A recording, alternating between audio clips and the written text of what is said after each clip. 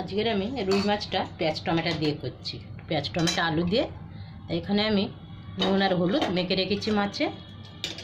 এবার মাছগুলো আমি ভালো করে ভেজে নেব।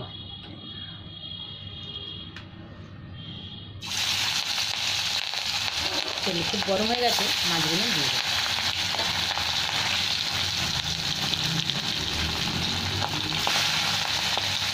অল্প অল্প করে দিয়ে ভেজে নিচ্ছি মাছগুলো। এখানে আমার মাছগুলো ভাজা হয়ে গেছে, উঠিয়ে নিচ্ছি। নিয়ে আরও কটা মাছ আমি ভেজে নেব।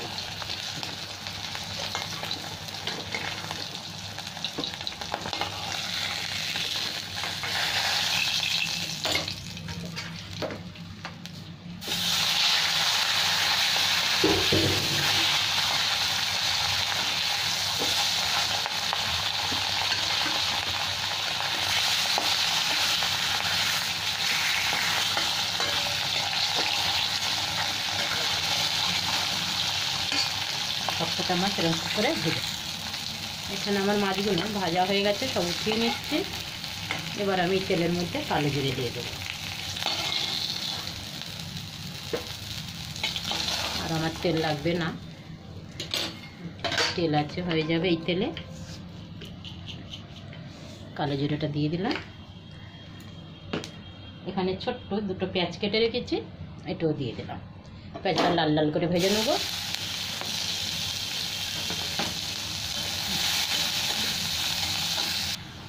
পেঁয়াজটা একটু ভাজা হয়ে গেছে আমার।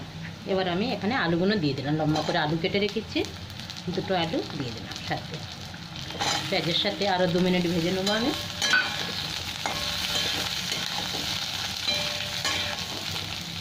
এখন এখানে নুন হলুদ কিছু দিচ্ছি না, আরও 2 মিনিট ভালো করে ভাজা হোক।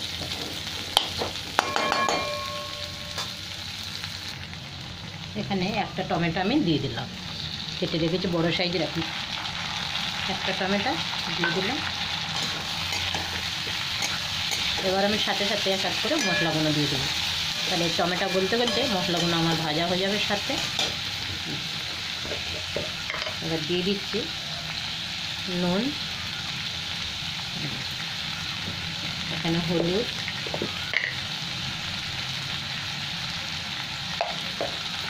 কাশ্মীরি লঙ্কার গুঁড়ো, দিয়ে জিরে পাউডার,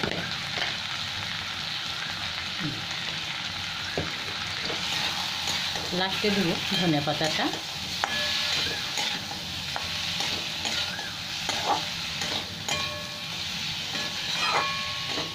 এই সবজিগুলো কষতে কষতে আমার টমেটোও গলে যাবে ভালো করে, মশলাও ভাজা হয়ে যাবে। এখন এটাকে 2-3 মিনিট ভালো করে ভাজবো। এখানে আমার টমেটোও গলে গেছে, আর তেলও ছেড়ে দিচ্ছে মশলার থেকে। এবার আমি জল গরমটা দিয়ে দিলাম মধ্যে। এখানে আমি জল গরম বসিয়ে দিয়েছি এক সাইডে।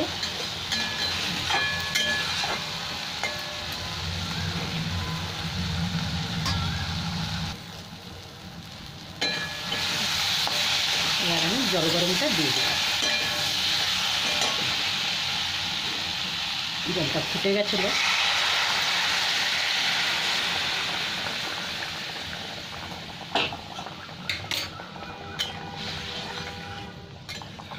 এবার একটু আলুটা সেদ্ধ হয়ে গেলে তারপরে মাছগুলো তুলে দেবো আমি। ঢাকা দিলাম।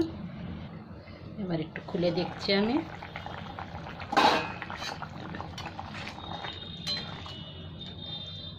আলুটা সেদ্ধ হয়ে গেছে, কটা কাঁচা লঙ্কা দিয়ে দিলাম, চিড়ে রেখেছি। মাছগুলো তুলে দিচ্ছি এবার।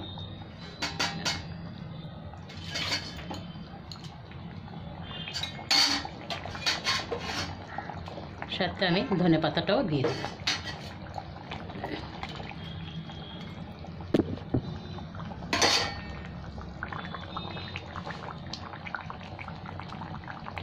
আর 1-2 মিনিট ফুটে গেলেই গ্যাসটা বন্ধ করে দেবো।